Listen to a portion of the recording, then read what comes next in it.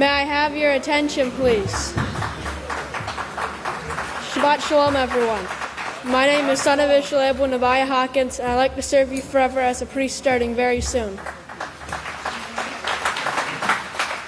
It's now time to start finding your seats for Sabbath services. Shabbat Shalom, everyone. Shabbat Shalom. My name is son of Yisrayl Abel, Buffalo Hawkins, and I'd like to serve you as a priest starting very soon. It's a privilege and honor to present to you the sons and daughters of Yisrayl Abel now entering the sanctuary.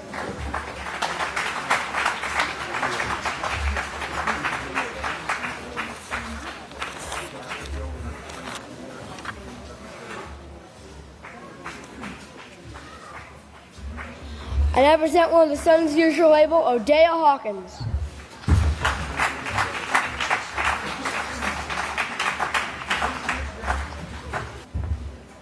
Shabbat Shalom, everyone. You may be seated. May the peace of Yahweh be with each and every one of you. Today my title is, Who is Yahshua? First, I would like to show you what Yahshua's name means. Please turn to Mattithyah 1 and verse 21. And it says, "And she will give birth to a son, and will call his name Yahshua. Yahweh is salvation, for Yahweh will save his people from their sins."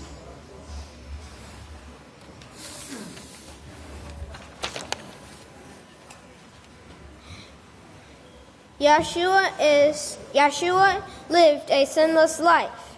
That means he did not sin. Yahshua said he must be about his Father's business. Please turn to Luke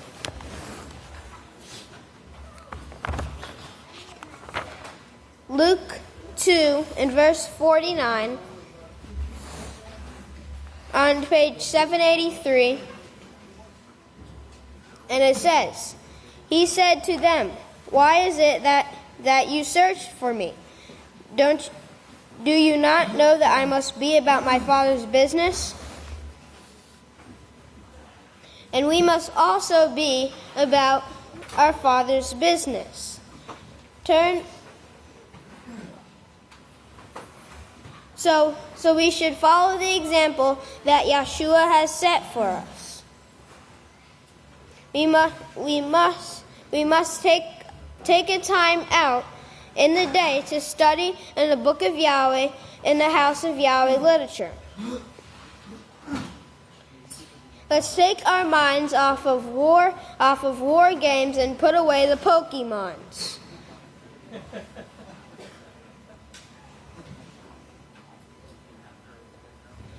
Yeshua Messiah did not retaliate.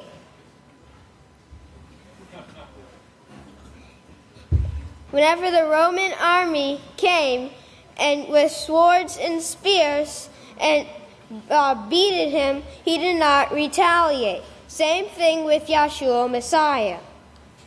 Whenever they arrested him and the police came armed with guns, he did not retaliate.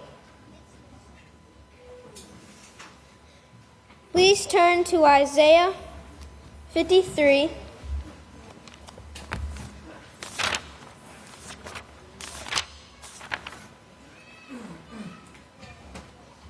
In verse 7, and it says, "He was oppressed and he was afflicted, yet he opened not his mouth. He was led as a lamb to the slaughter, and as a sheep before his shearer, so he opened not his mouth." If Yahshua Messiah would have retaliated, he would not be our high priest over the house of Yahweh. So let's follow a perfect example that Yahshua set for us.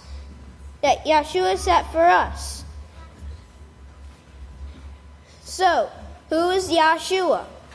Yahshua is our brother, our high priest over the house of Yahweh, and our atonement sacrifice for our sins.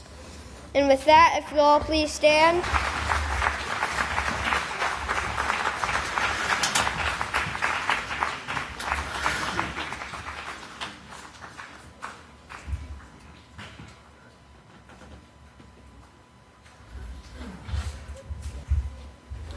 If you'd all remain standing, it's my great honor and privilege to present to you a great son of Yisrayl Abel, Deacon White Buffalo Hawkins.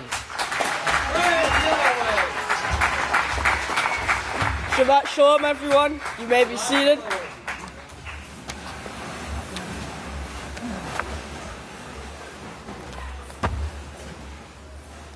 Today I would like to talk about how Yahweh's creation, how animals help us. Have you ever considered how animals help us? First, let's start with the basics. Animals such as cattle and goats make milk, whey, cheese, yogurt, butter, cream, and they give us meat, which we can get right here at Yahweh's house. Animals such as deer, elk, moose, caribou, and reindeer can also provide us with meat. Predators such as foxes, hawks, and snakes can help by keeping down the population of crop eaters such as rabbits and mice, but could also be controlled. Also, predators like lions and bears help balance the ecosystem. They single out animals that are weak and sick. Doing this, they keep the flocks healthy. Also, dogs have been trained to guard people and property, to help hunt and assist the blind and elderly, and herd cattle and sheep. There are programs with horses and dolphins to help children born with disabilities to become functional. Studies show that also having a pet helps lower blood pressure and lifts a person's mood.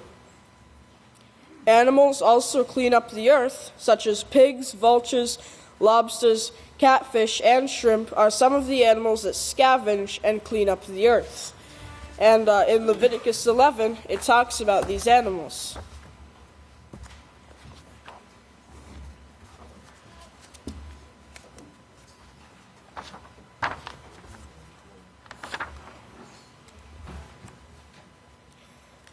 Let's go to Deuteronomy chapter 14. Deuteronomy chapter 14. And let's start at verse 6. It says, "You may eat every animal that has a split hoof completely divided, and it also chews the cud. However, of those that chew the cud, or of those that have a split hoof completely divided, you may not eat these. The camel, the rabbit, or the coney. Although they chew the cud, they do not have a split hoof. They are unclean to you. And the swine is unclean for you. Although it has a split hoof, it does not chew the cud. You must not eat their meat, nor touch their carcasses." Okay, and these animals help to clean up the earth. And if you remember, Pastor told us about the man, Jody Sparlin, who had a pig farm, and whenever something died, then he would take it to the pigs, and they would eat it all up. Okay, so these pigs will eat anything and help to clean up the earth. Also, vultures, lobsters, catfish, and shrimps. Even in our oceans, Yahweh's created animals to help clean up the earth.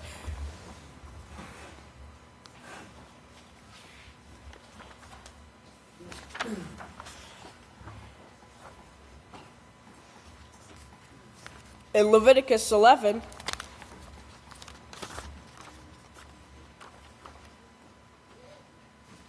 Leviticus 11 also says the same thing. The coney or rock badger, in verse 5, the coney or rock badger, because it chews the cud, but does not have a split hoof, is unclean to you. The rabbit, because it chews the cud, but does not have a split hoof, is unclean to you. And the pig, although it has a split hoof completely divided, yet it does not chew the cud, it is unclean to you. Their meat you shall not eat, and their carcasses you shall not touch. They are unclean to you. And then it talks about the fish. Whatever has both fins and scales, in the waters, whether in the seas or in the rivers, that you may eat. But everything in the seas or in the rivers that does not have both fins and scales, whether among all the fish that school or among all the other living creatures in the water, they are an abomination, and they will be an abomination to you. You must not eat their flesh, but you shall regard their carcasses as an abomination. Whatever is in the waters, not having both fins and scales, is to be abominable to you.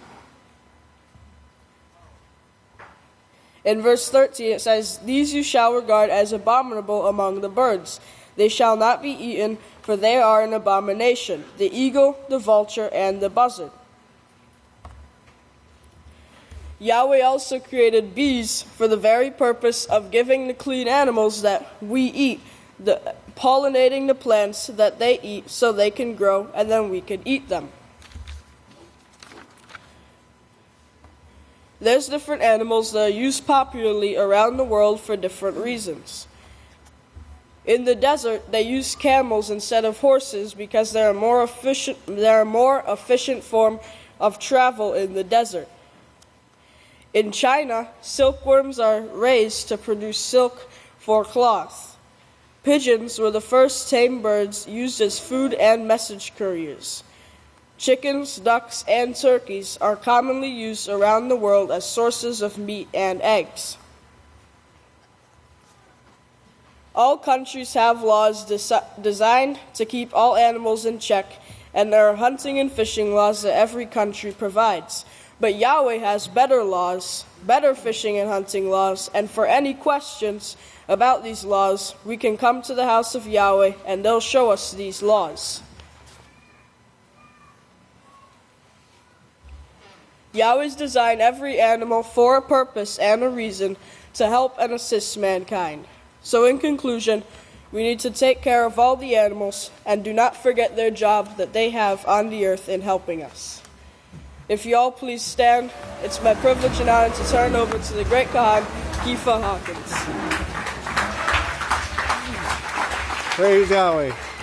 Shabbat Shalom, everyone. You may be seated, and may the peace of Yahweh be with each and every one of you.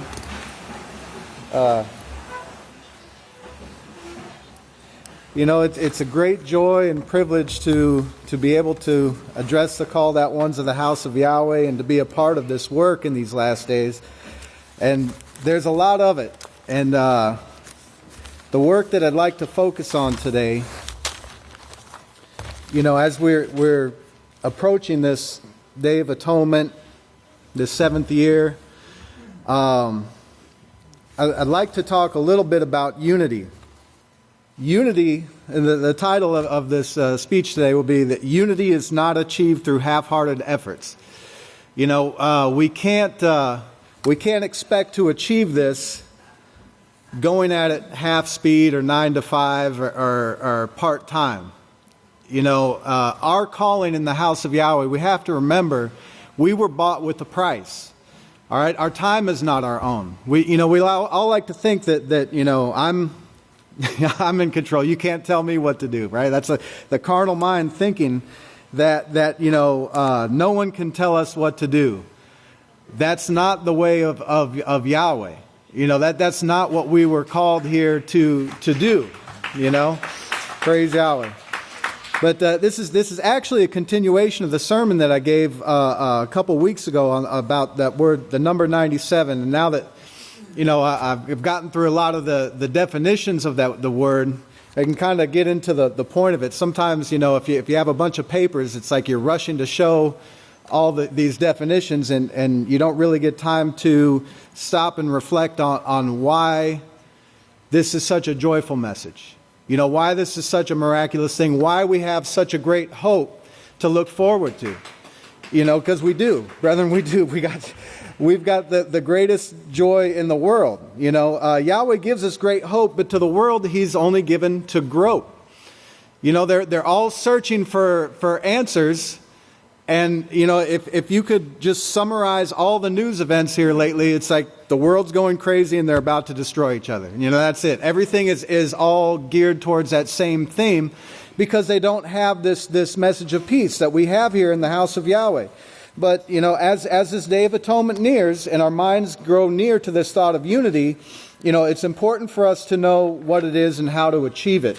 And I just wanted to, maybe just refresh our memory and with the definition here. Here we go. Here's unity.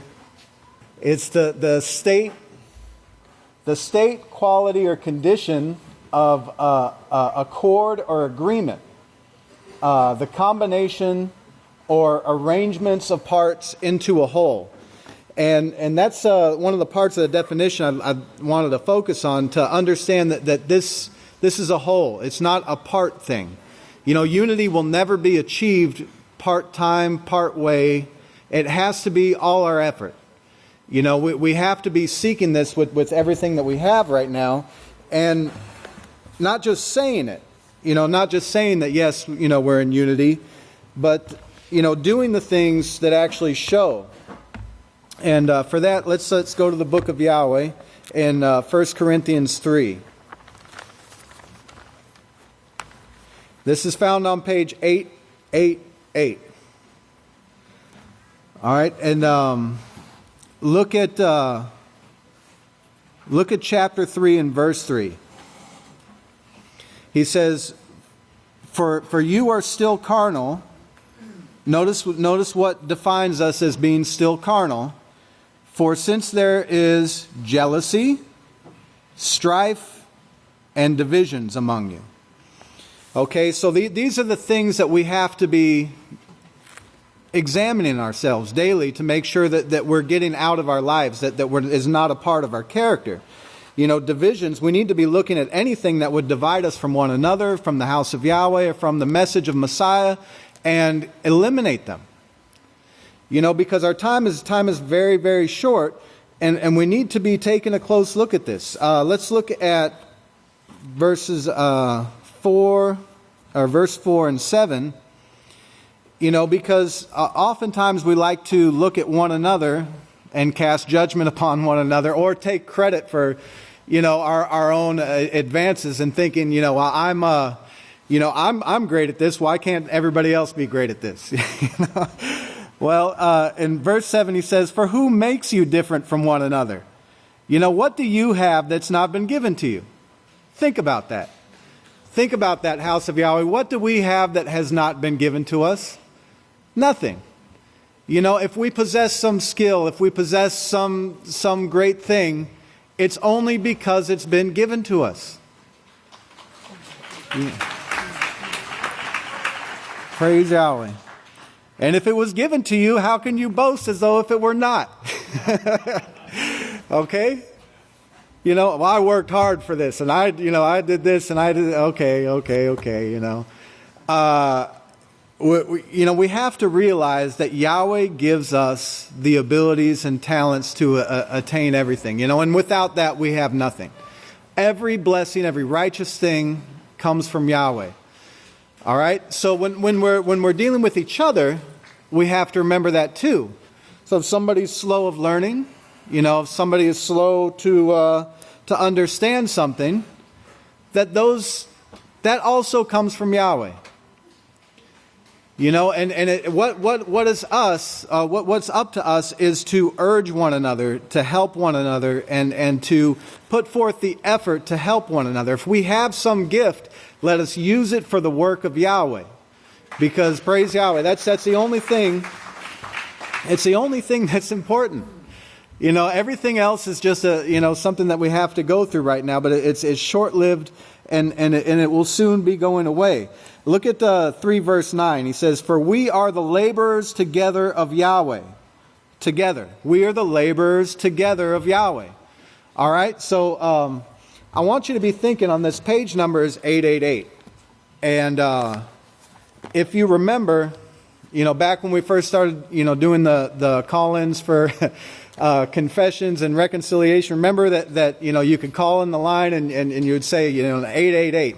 Everybody remember what that meant? Reconciliation, right? Okay, now, to reconcile,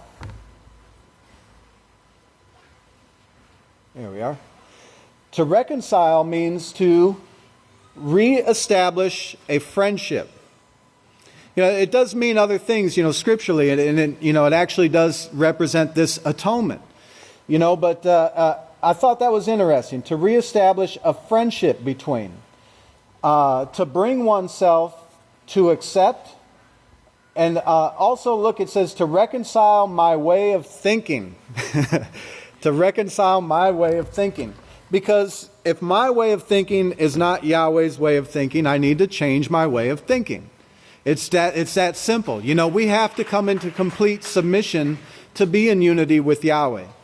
And acknowledge that. But this friendship, it made me think of what was written in Jacob, because these are some of the things that will divide us. If we look at, why am I at odds? Why am I falling short? What is it in me that's not allowing me to be in unity with what's being brought out in the house of Yahweh? Look at what causes it. In Jacob 4 on page 955, in verse 4, he says, "Do you not know that friendship of the world is enmity with Yahweh? Therefore, who will be a friend of the world is the enemy of Yahweh." Surely we don't want to be an enemy of Yahweh, but we have to realize that when we are friends with the world, when we partake of the things of this world, when we find our joy in worldly entertainment, when we're dealing with all these things that tie us back into this world, we're creating this enmity with Yahweh. And it's very serious, it's very plain and laid out. Look at 3 and verse 15. He says, "This wisdom does not descend from above, but is earthly, sensual, and demonic." And of course, this is talking about this very thing. Let's go back to verse 13. He says, "Who is wise and understanding among you? Let him show it by winning arguments with one another." No. Let him show it by his righteous conduct. His righteous conduct. By works done in the meekness, humility that comes from wisdom. This is wisdom. Not being quick to try to be engaged in arguments or win arguments. Well, this is a scriptural argument, so, the scriptures doesn't lead us to arguing. The scriptures show us how to dissolve arguments. We should be calm, peaceable. When these things arise between one another, we should be able to find a peaceful solution. Okay, this is what we're being trained to do, not to be on the debate team. But if you have bitter rivalry and strife in your hearts, do not boast and lie against the truth. This wisdom does not descend from above. It's earthly, sensual, demonic. Okay, so what would be causing us? What would be motivating us to choose this type of path rather than what we learn at the house of Yahweh? Because what we learn at the house of Yahweh is not that. What we're taught weekly in the house of Yahweh is how to conduct ourselves righteously, how to dissolve arguments, how to be at peace with one another. And you'll never have this peace, you'll never have this unity unless you completely submit to Yahweh 100%. Okay, so he says in verse 16, "For where rivalry and strife are, there is confusion and every evil work." Okay, recognize it, look for it, see it. "But the wisdom that is from above is first pure, then peaceable, gentle, and easy to be entreated, full of mercy, full of righteous fruits." That word entreated, part of the meaning means to be able to plead with words in order to persuade. In order to show somebody the right way. Not to shout at somebody and, "Hey, you do this," and blah, blah, blah. We have to be able to encourage and show with our words, the great hope that is within us. And these words, I'm going to go back to some of the definitions here for that 97. Because, I thought this was so, how can Yahshua put a number in the clouds and have it be just something to think of and have sermons? When you think about it, could you imagine just giving up and say, okay, 97, may the peace of Yahweh be with each and every one of you, and now for the next speaker. But when you look and you search these things, it's like such an awesome thing, that's done. Now, I just wanted to because this it really paints a goal for us to pursue. It shows us how to achieve it, and it shows us, what we can look for, what we can expect soon. But this word 97. Let me zoom out a little bit. Not caught in a trap without craftiness, without mixed motives. And we go back to the scripture, and this is what's being shown here, is in verse 17, but with the wisdom that is first from above is first pure. It's not mixed, okay? The wisdom that we learn in the house of Yahweh is not part world, part house of Yahweh. We have to be in this 100%. And that's shown, throughout the scriptures. Remember these lessons. We should all be reading this book of Yahweh and thinking about it, absorbing the message and the lessons that are in it every day. He says, surely not one of these men of this evil generation shall see that rich land that I promised to give to your fathers, except Caleb ben Jephunneh, because he shall see it, and to him and his children I will give the land that he has walked upon, because he wholeheartedly followed Yahweh. Not half-heartedly. He didn't show up once a week. He didn't, make excuses of why he couldn't be involved in this, that, or the other. The more I think of these things, I think of all the excuses of what keeps us from being involved in the work and being wholeheartedly in the house of Yahweh. But I'm tired. I need rest. I've noticed that rest doesn't stop you from being tired. It's kind of it's a deception to think that if I rest, then I will be not tired the next day. No, if I figured out that if I rest, I'm tired the next day. If I work all night, I'm tired the next day. So what did I really accomplish by this great rest that everybody's seeking for? I got to take a vacation, If I just was able to take a vacation, I could come back refreshed. No, you come back in misery. You come back with this worldly mess in your mind that we have to work to get out again. That's what these things accomplish. So knowing where we're at, knowing what we have to do, knowing the time is so very, very short, we need to put all of our effort into doing this work.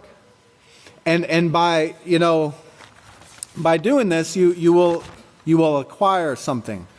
If you turn to Revelation 3 on page 973, because this very thing is spelled out for us by our high priest. This is Revelation 3, and let's just look at verse 15. He says, I know your works, that you are neither hot or cold. Oh, that you were either hot or cold. So then, because you are lukewarm, neither hot or cold, I will spew you out of my mouth. I will not accept you. Because you say, I'm rich, I don't need anything, I'm fine, I'm doing okay. And do not even know that you're wretched and miserable. And look at verse 18. He says, I counsel you to buy gold that is tried in fire from me. Okay, so how do we attain this gold? I can't even afford a tire. How am I going to buy gold?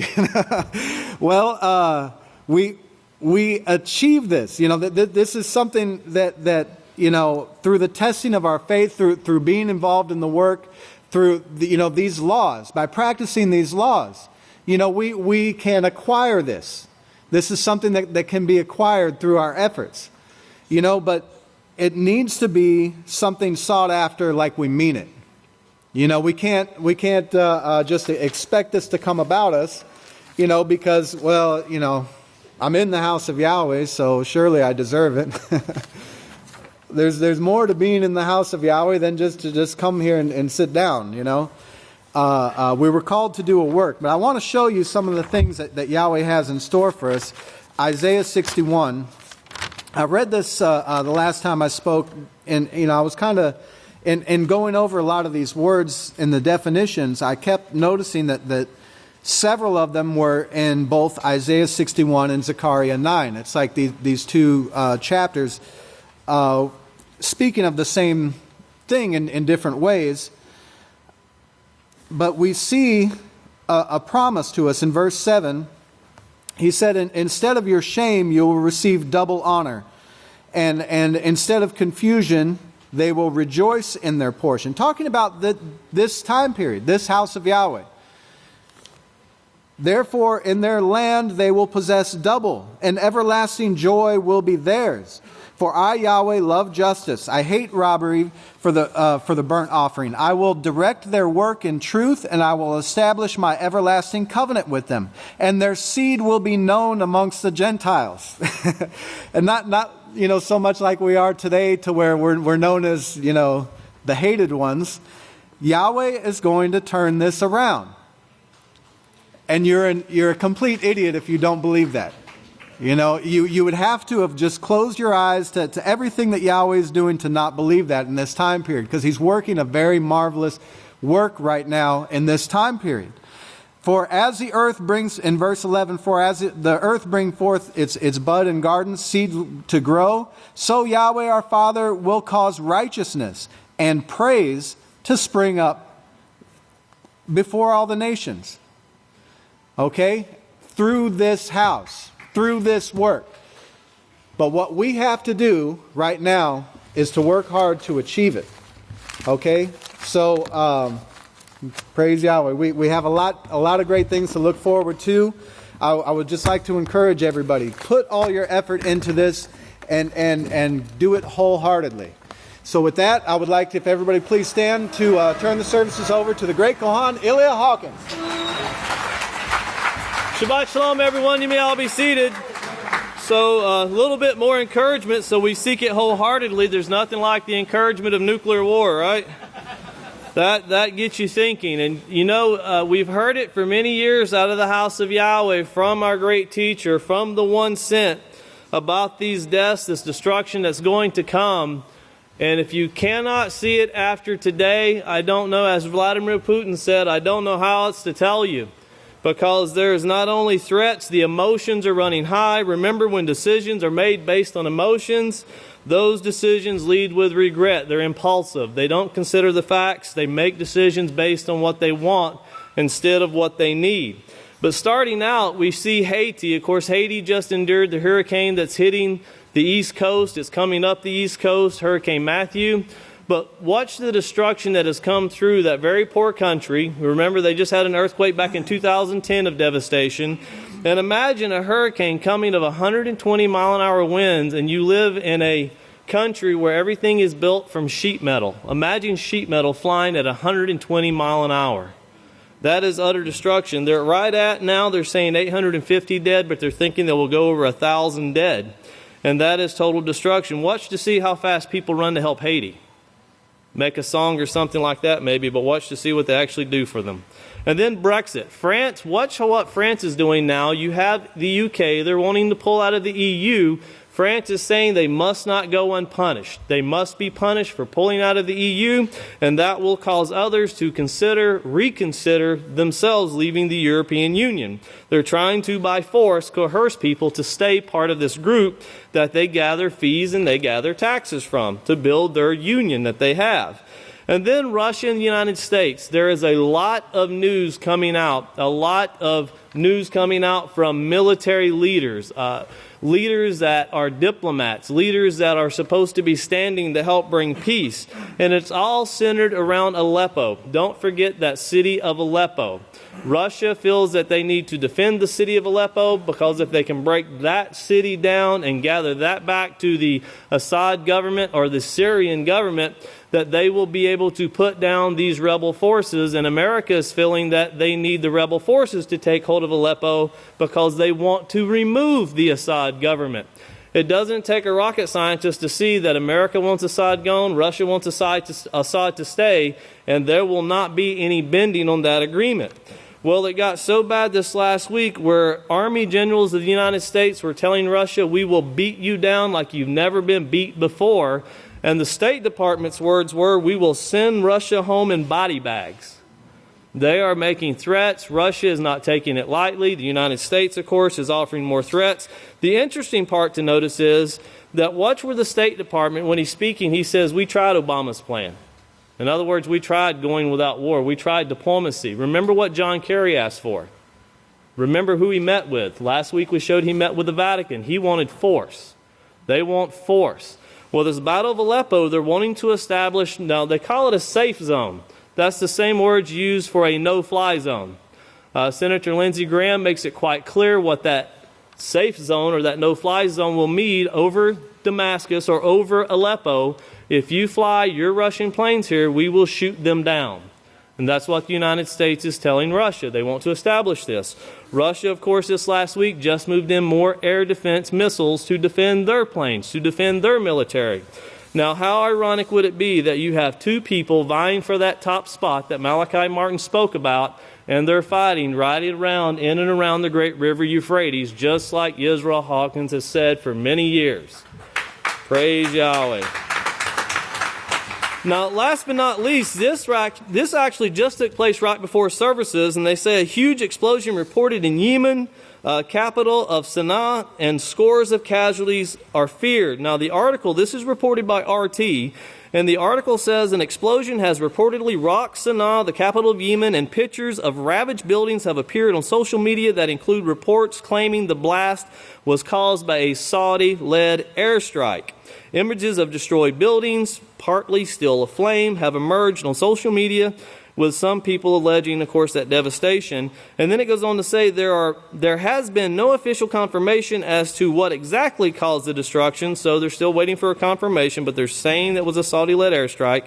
Yet some people allege that dozens of civilians were killed and scores injured in the alleged bombardment, a witness told the Xinyu News Agency. Sputnik News Agency was also told by a source at the scene that the incident was caused by Saudi-led bombardment, that dozens of people are dead or injured, adding that the alleged airstrike had targeted a hall where the Houthi rebels had been paying their last respects to the father of the rebels' interior minister. The total count of those injured and dead may reach into the hundreds.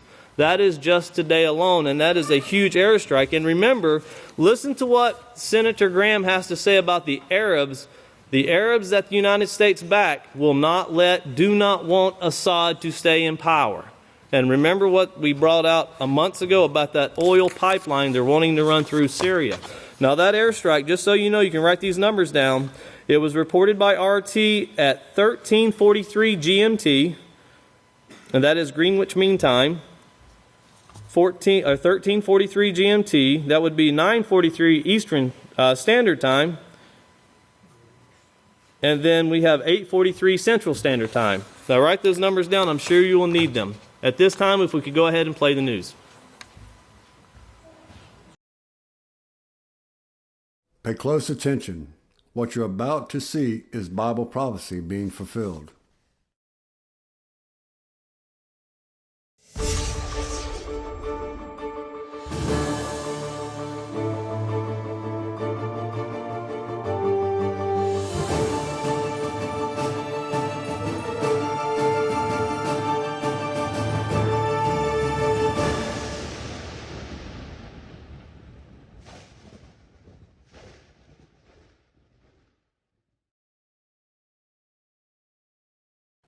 Welcome to another edition of YPN News, bringing you news as it relates to Bible prophecy and foretold by Yisrayl Hawkins. Well, we have a powerful hurricane that's wreaked havoc on the Caribbean islands.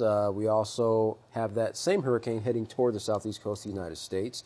We're going to talk a little bit about the cost of leaving the European Union for the UK, and also continuing conflict between the United States and Russia over Syria. But we're going to start off with some media reports that were given citing the U.S. government sources saying that Washington is considering military strikes against Syria's government after America severed talks with Russia over the Syrian peace process. Also, as a note, Washington understands that a potential attack against Assad forces will bring America and Russia closer to conflict. White House Press Secretary Josh Earnest said at a press conference there's a risk associated with taking strikes at regime targets. That risk includes attacking a regime that does continue to maintain a robust air defense system. It also edges U.S. and Russian military forces closer to confrontation. That doesn't serve anybody's interest. Well, the peace process in Syria is being hampered as a result of America's cutting its ties with Russia over the Syrian peace process. Washington blamed Russia for being ineffective in its fight against ISIL, and in reaction, Moscow replied, the U.S. is ready to strike a deal with the devil to achieve its aims in Syria. So as diplomacy falters, what will the U.S. do next is the question on the minds of many. According to the U.S. State Department's U.S. Secretary of State John Kerry said that the Assad regime and Russia rejected diplomacy. On September 12th, when the ceasefire took effect, Russia and the U.S. were on a diplomatic path. When the State Department spokesperson Mark Toner was asked if it failed when the rebel groups used the ceasefire to strengthen their positions and when ISIL nearly took over Deir ez-Zor after the U.S. bombing of the Syrian military, admitted by mistake, did those things play no role in the failure of that deal? Yeah, that was the question. Well, Mr. Toner's response, well, there was a series of events, including the attack, by mistake, he said, on Syrian forces, followed by the attack on humanitarian convoy, and then subsequently attacks on civilian targets in Aleppo. Well, we can talk about opposition groups using the pause to resupply, he said. That's a reality. So, Jeff, it sounds like he's saying that those things did play a part in the failed deal, and the State Department does concede that the rebels did have a role to play as well. Now, Washington's narrative is that Assad and Russia suddenly rejected diplomacy and chose a military solution. Now, if you remember, Kerry was also for a military solution when he stated, I've argued for the use of force.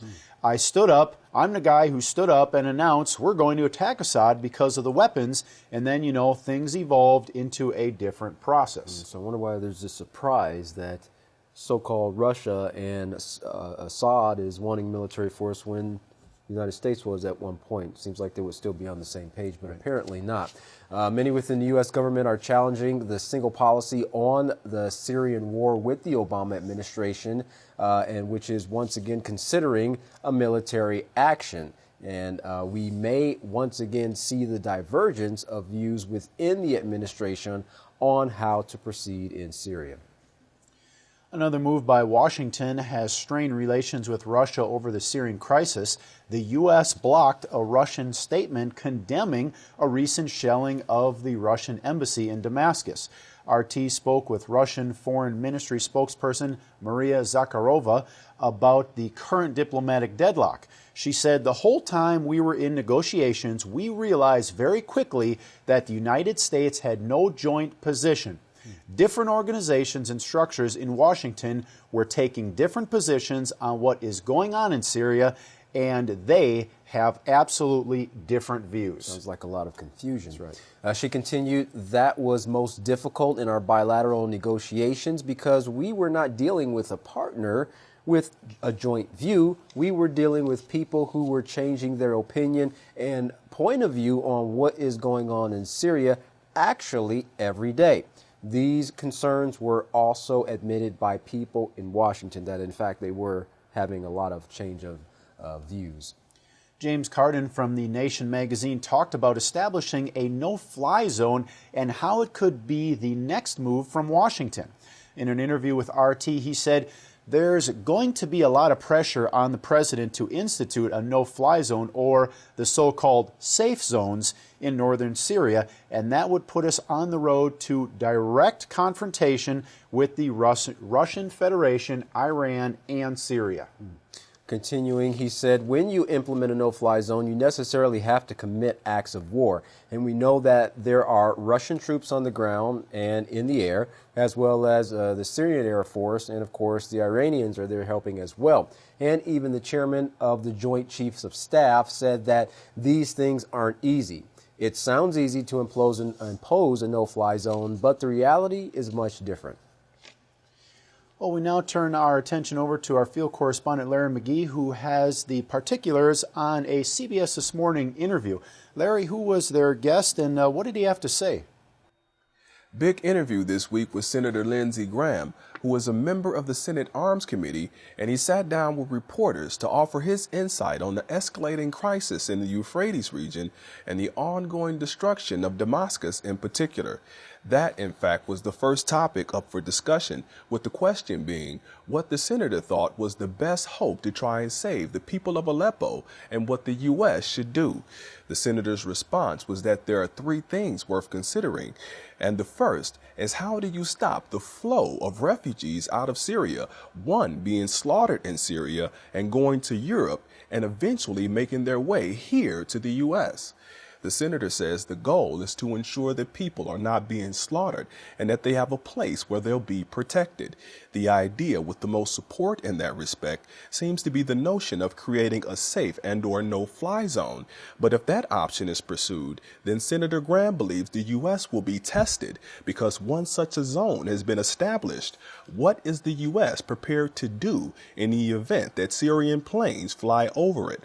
Analysts believe that the actual issue, therefore, is enforcement. Is the U.S. willing to employ American warplanes over Syria in order to enforce a no-fly zone? President Obama said no to the option, but both Mike Pence and Hillary Clinton have expressed a willingness to move forward with it. Senator Graham says that unless we are willing to shoot down planes that enter the space to attack people that they call enemies, but that America calls victims, then it won't work. The talk specifically turned towards the possibility of Russian planes, to which the senator replied that if the U.S. is not willing to shoot down Russian planes, then it would not be a safe zone. The Arms Committee member went further to say that if Russia believed we would shoot them down, then they would not bomb. The next subject up for dialogue was North Korea and Iran, both nations of which the senator believes are areas of concern due to their missile programs and the perception of their instability. The big question, he believes, is what would take place in terms of a game changer if either nation had the ability to hit the American homeland.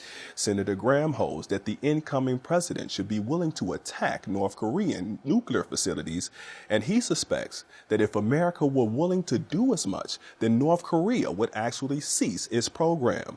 He also believes that Iran would dismantle its program if they truly believe that the U.S. would reimpose sanctions. Senator Graham attributes the boldness of America's perceived enemies to pacifism on the part of the standing president, who has exhibited a distaste for warfare and a preference for dialogue. It is an approach that the senator does not believe is shared by the Democratic frontrunner, whom he believes will be more than willing to employ military force. It is difficult to imagine a political conversation had at present that doesn't eventually focus on President Putin, who is viewed by some to be taking advantage of the current U.S. presidential race to push the Russian agenda in the Euphrates. Senator Graham foresees a land grab in Syria by the wayward member of the quartet during the time between now and when the next president is inaugurated, and he believes Aleppo will be destroyed in the next coming months. The senator believes that the Orthodox Russian head is a dictator, and if it were him, he says he would challenge President Putin on Syria. His position would be to train a regional force to usurp the Syrian government, he says, and if Russia bombs the people that America America trains, then he says that would be a confrontation between the U.S. and Russia.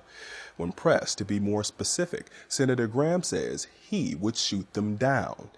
On Syria, his thinking ultimately is that there is currently no military pressure on President Assad at this moment to make him leave his office. And without military pressure, President Assad stays. And none of the circumstances in Syria that the West would like to alter will ever change. For IPN News, I'm Larry McGee. Kohan Kepha, back to you. Well, it seems like everyone in Washington is itching for an attack. Now, the weather continues to be outrageous across the globe, Jeff, while Hurricane Matthew is spinning its way along the southeast coast of the United States. It has already brought devastating blows to the island of Haiti. At this point, the number of dead is unclear due to the extreme extent of the destruction, but there are reports that it could be as high as 800. The storm has also left thousands of people homeless and is the worst natural disaster in the country since the magnitude 7 earthquake that hit the Caribbean island in 2010. Well, in France, there seems to be a storm brewing of a different kind. The French President François Hollande is warning Britain it will have to pay a heavy price for leaving the European Union. There must be a threat. There must be a risk. There must be a price, he said, arguing that his stance is necessary. Otherwise, quote, the principles of the EU will be questioned. So it sounds like they want to make a statement here. Yeah, seems like it. Well, Hollande also believes allowing the UK to leave without consequences will risk other countries wanting to do the same to enjoy the supposed benefits without any downsides. Well, France and the UK aren't the only countries struggling to get along. Tensions have recently flared up between Moscow and Washington since the breakdown of Syria's ceasefire deal brokered by the two countries. Fearing the U.S. will continue to target Syrian government forces in the war-torn country, Russia's defense ministry cautions their western neighbor against such actions. A spokesman for the defense ministry brought up the fact that Russia has their S-300 and S-400 air defense missile systems covering a surprisingly large radius. And the way he said it, Kohan, it's like you're going to be surprised just how far we can reach out there and touch you. Interesting. The spokesman said, quote, it must be understood that Russian air defense missile crews will unlikely have time to clarify via the hotline the exact fire program of the missiles or the ownership of their carriers. He continued, any U.S. attacks on areas controlled by Syrian government could jeopardize lives of Russian troops. The U.S. is not taking Russia's words lightly, Kohan. Washington has threatened to impose costs on Russia over the Syrian conflict without UN backing. Now, this may be the harshest warning thus far from America. What began as criticism a few weeks ago has quickly shifted to direct threats. Interesting. Well, from the Secretary of State to the U.S. Ambassador to the UN and many officials in between, the rhetoric is ramping up severely. U.S. Ambassador Samantha Power went as far as to say what Russia is sponsoring and doing is not counterterrorism, it's barbarism. And the White House Press Secretary Josh Ernst made a provocative statement when he said, in this case, I wouldn't rule out multilateral efforts outside of the UN to impose cost on Syria or Russia or others with regard to the situation inside of Syria. If you remember, it was only a month ago that the U.S. and Russia were holding peace talks, which brought about the 7-day ceasefire that we talked about in Syria.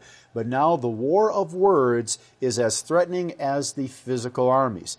John Kirby, a spokesman in the State Department, said recently of the moderate rebels the U.S. supports, extremist groups will continue to exploit the vacuums that are there in Syria to expand their operations, which will include, no question, attacks against Russian interests, perhaps even Russian cities. Russia will continue to send troops home in body bags. Wow.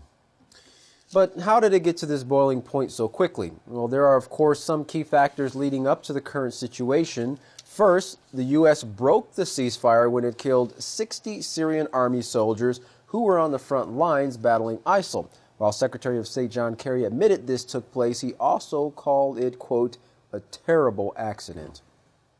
Well, secondly, the United States promised they would separate the terrorists of al-Nusra from the so-called moderate rebels, which they support. However, many months later, the U.S. is still backing both the rebels and the terrorists, but it doesn't end there.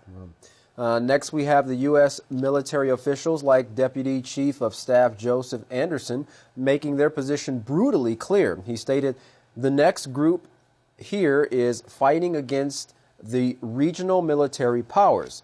These are existential for us and our allies. In other words, necessary for our survival. He continued, the threat for this type of fight is a nation state with moderate capabilities, aggressive behavior, and engaging in militarized competition. So who would you pick for that one? Anderson concluded, I think it would be Russia.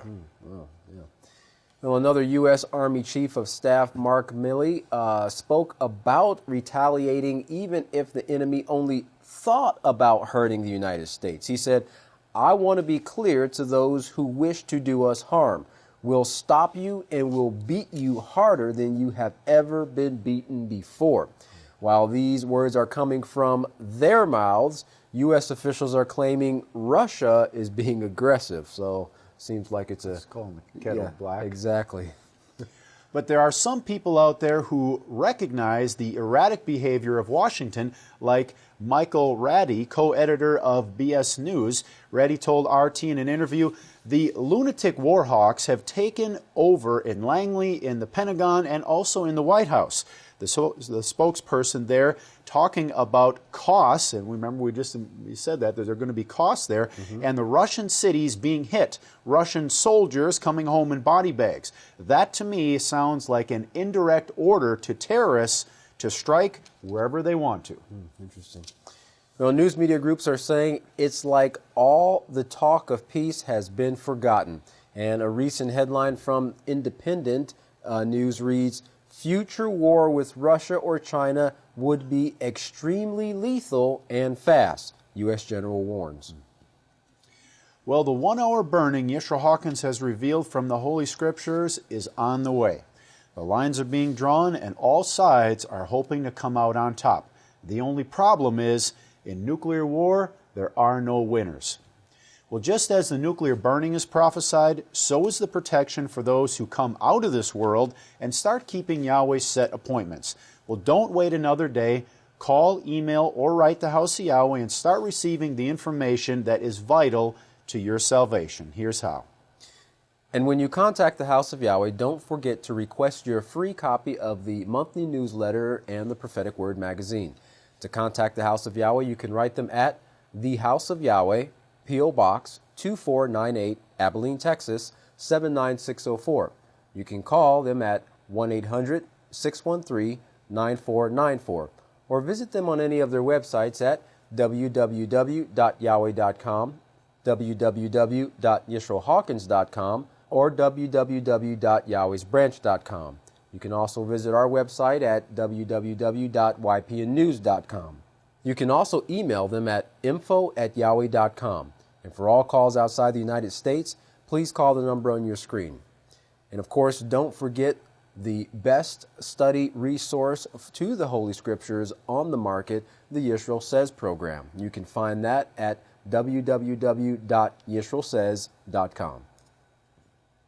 Well, don't go anywhere. Up next is another enlightening message from Yisrayl Hawkins.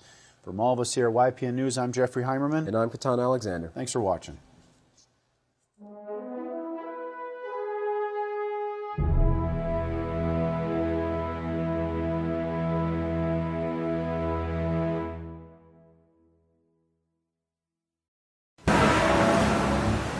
If everyone would please stand, I want to read you a headline that just came out earlier today from the UK News, and this is put out by Yahoo.com. The title of the headline is, World War III is going to be very fast and very lethal, Pentagon warns. Very fast, 1 hour, and very lethal. At this time, I'd like to introduce the greatest teacher in the world, the Great Kohan Yisrayl Abel Hawkins. Praise Yahweh. We got a crowd. Pretty soon, 2 billion. 2 billion. Praise Yahweh. Let's go big. You may be seated. May the peace of Yahweh be with each and every one of you. We got things that's beginning to pop. That 1 hour going to be really fast. This coming straight from the Pentagon, and of course this is nothing new to you, but you know it's going to last 1 hour. That's it. I was waiting to get this bit of news here and find. Here we go. Now, while the world is getting ready to make a 1 hour burning that will kill 4/5 of the Earth's population, Yisrayl Hawkins says the Feast of Tabernacles is a week away and explains significance in newsletter this week. I would have figured maybe 20,000 people would have read that, but they called me this morning. The number was, this just put out now, but the number, it's topped all records. 78,340. That was about 8:30 or so, and they checked it just now and sent this to me to show me how fast it's coming up. I said, I think that's going to top 80,000 before we start speaking. Well, this same article now is up to 80,012. And, of course, the other news media is up to 87 million to 275,564. Wow. I can't even count that high. Praise Yahweh. The peaceful scene, I was asked to say something. No, the refugees. Here it is. The refugee camp we have across from the peaceful scene. You're seeing a lot of this, and of course they're going to be coming to the house very soon. Praise Yahweh. Who is a refugee? A refugee is someone who has been forced to flee his or her country because of persecution, war, violence. A refugee has a well-founded fear of persecution for reasons of race, religion, nationality, political opinion, or membership in a particular social group. Most likely, they cannot return home or are afraid to do so. War and ethnic, tribal, and religious violence are leading causes of refugee fleeing their countries. Now, we want to get this on film. Our own refugee camp, you might have seen over in the war-torn area across from the peaceful scene. It's just crossed east by the bombs, and it's not finished yet by a long shot, but we want to get some films today of the refugees inside the war camp. And then today, and then we'll be taking the tents out and then setting them up later after the refugee camp is finished, setting them up again later, and we'll get some more pictures then at the last part of it. If you want to be a part of that and you got some dirty clothes and shaggy hair, I guess all of you could, huh? Oh, you come dressed for it. Okay. Oh, you look great. You know you do. But anyway, if you want to be a part of it, well, see Judge Kalaya or Judge Tana, and they'll get you in the scene, show you what to do. This is going to be a great movie. I want to get it behind the song of the 10 Kings, and that and much more. We can never get enough in there. Need to make the songs longer, I think. Maybe we could get enough news behind it then. This article right here, I've got to read it. It shows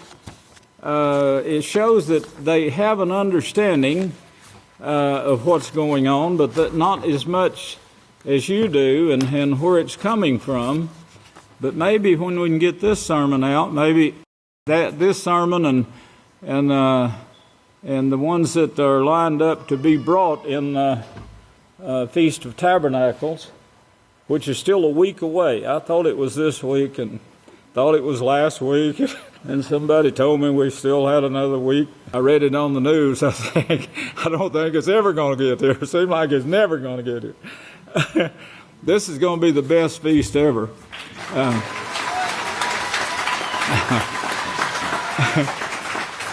We've had the best trials ever.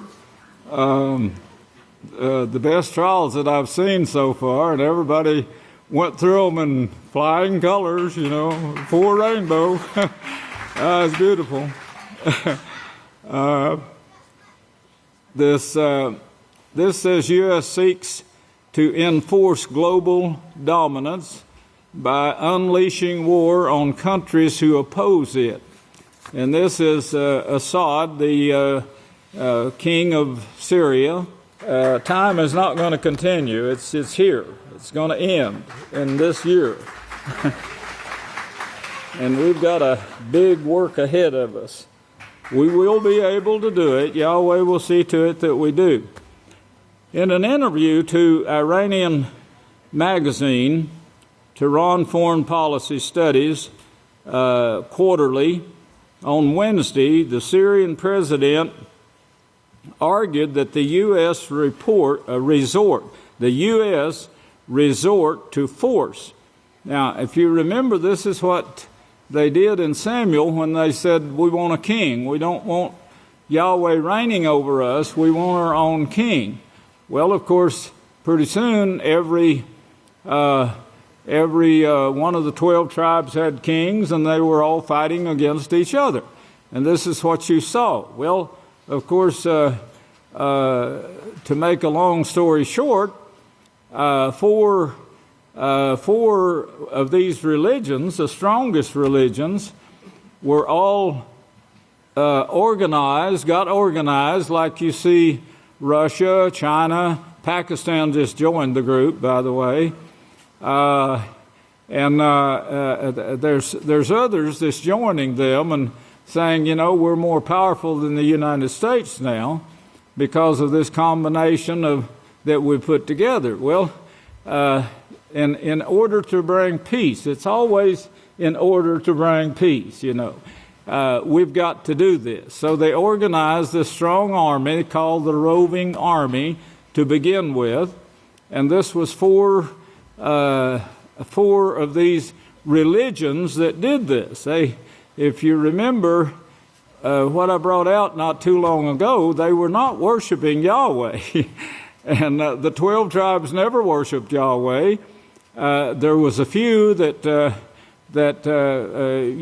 Yahweh called out, and he could do so at any time. But he allowed them to go their own ways, and they wanted the kings, so the kings took the four strongest religions, built a huge roving army that enlisted and paid big salaries to their armed forces to join them and stand on their part.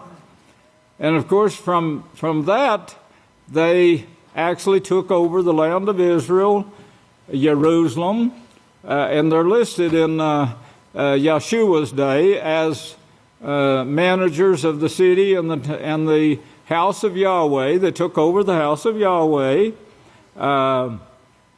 The army stood on their part, as Daniel 11:31 says, stood on their part, and they polluted the sanctuary.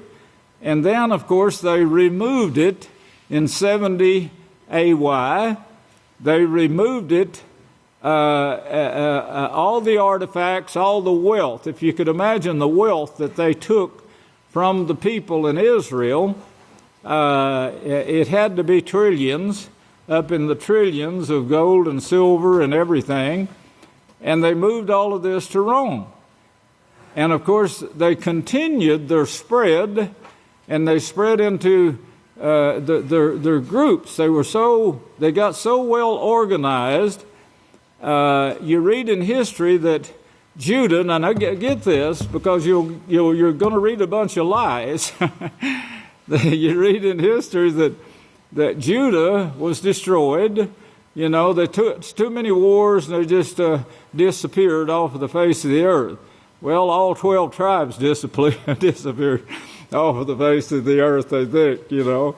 But that's because they didn't know the prophecy, so they didn't know what to look for that comes next. But they are ruling from Rome today, of course, but they've got tentacles that reach into every nation, and you see the evidence of that when the Supreme Court has more Catholics than Christians on it, so they can do the Vatican's bidding and just put forth a law to try to put down righteousness in the Scriptures, passing the law of sodomy and making it legal in the United States. Now, this shows the power they have from where they sit. They have authority in other countries, even Russia, but Russia is holding down their religion.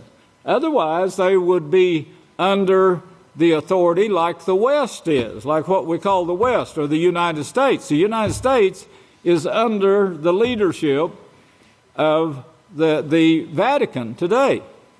Well, Assad is seeing close to this, and he's made these statements, and of course they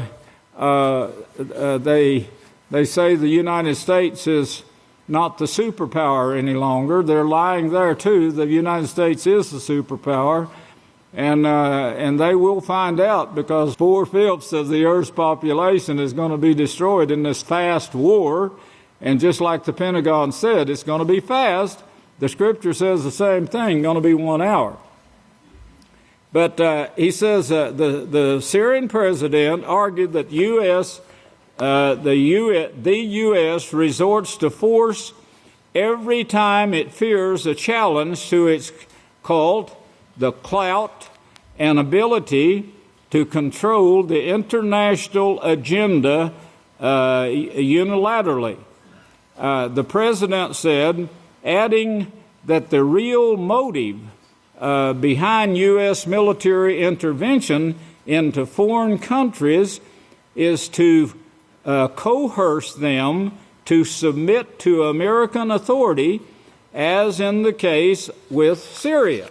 Did you get all that? Do I need to read it again? Pay attention, because this is very important to understanding the prophecy that's going to be brought this feast, along with the numbers that I've got people working on right now.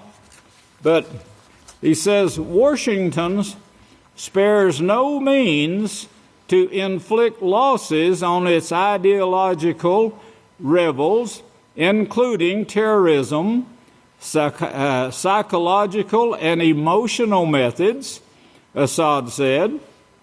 However, he thinks that a biased coverage of the conflict by mainstream media delivers one of the most significant blows. Mainstream media, if you notice, we experienced it here, and I thought, well, the media, I had it in the back of my mind that the media would report the news, and it it would report it accurately. And then I find out the hard way over a period of years, the mainstream media is owned by the religions in Abilene. And they will report what the religions tell them to report and no more. And that's the way it went with the house of Yahweh. They reported lies about the house of Yahweh. They told lies, many of them. And of course, the people were like I was. They just they thought that this was truth concerning the house of Yahweh. But everything the house of Yahweh does, it's voiced in the churches here.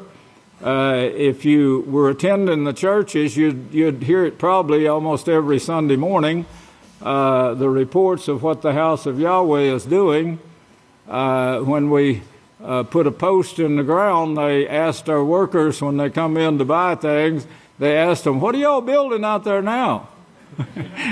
And they don't even live out here. They live in Abilene. Now, someone is telling them, what we're doing out here. And no telling what lies they'll put there before it actually goes up. But Washington spares no means, and the mainstream media, of course, is dealing false blows to the nations. The media is used. Malachi Martin said propaganda is used, not truth, but propaganda by the Vatican, and they have men that's trained in this for years. It's like psychology, and they're using it to persuade the people. Here we're talking not only about the minds of the officials, but about the people, about the wrong analyst of what is happening and presenting things in a distorted way. If Syria manages to withstand the pressure and uproot the terrorism from its soil, the victory will pave the way for spread of ideas of independent development in the world. That is what the West fears. Do you get that? That is what the West fears. Because of it's not just the West now, and I'll show you in just a little bit as we get into the scriptures. I mean, it's not just America. and of course, America is getting its strength. If you notice, we got not only the United States here, where we're setting up missile bases, but we're setting them throughout the Middle East also. So the United States will be able to strike those nations really close-like. If they set off a bomb in Russia, we could hit them. The United States would hit them before that bomb hit the United States. That's the missiles that we got in different places in that country and all throughout that country. And of course, Russia has fought against this. Many, with every setup that we have called missile defense, they have voiced their opinions against it to the UN, but the United States owns the UN through the Vatican. The Vatican practically owns the world. Yahweh has given them free rein. He's not drawn back. The only thing he says is, you can't touch my house in these last days. And he says, my house is going to take the truth and the prophecies and the laws to all nations. This time, the people will have a choice. Well, the Vatican most of all. This is the fears of the Vatican most of all. And this was what Malachi Martin brought out in his book, The Keys of This Blood. Keys of this blood. In Genesis 49 shows you the bloodline. And the keys of this blood shows, don't let history tell you a lie. It tells you that Yada is in control. And his brothers are worshiping him, doing what he says, from the 7 hills of Rome, bringing forth abominations to all the earth, and going to bring forth certain death, 1 hour of burning to all the earth.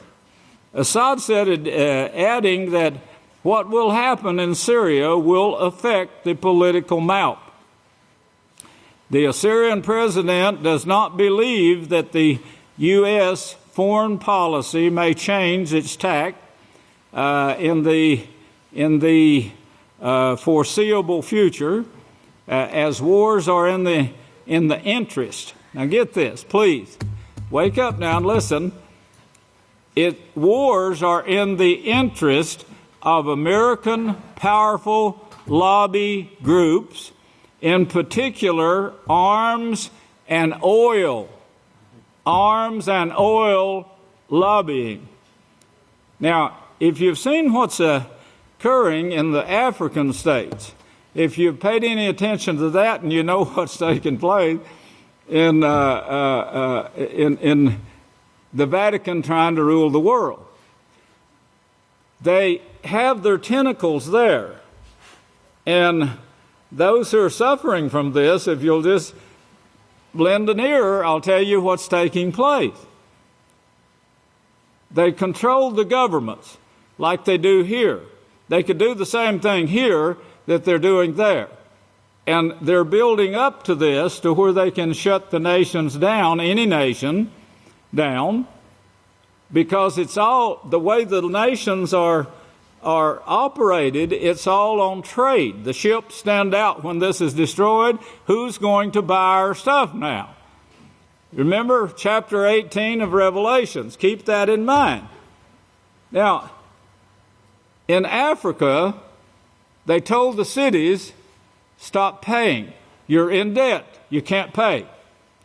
So they stopped paying the people who were running businesses, who were teaching the schools, who were running the city.